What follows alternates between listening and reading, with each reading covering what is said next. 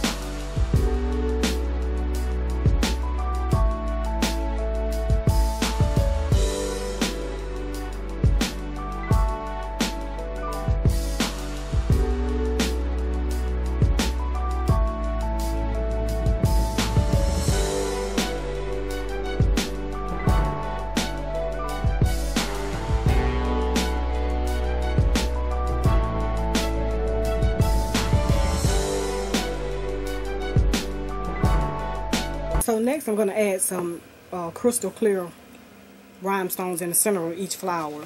And the size I'm using is size 3SS. These are really, really tiny. Extremely, extremely tiny. And I'm going to be applying them with Kiss nail glue.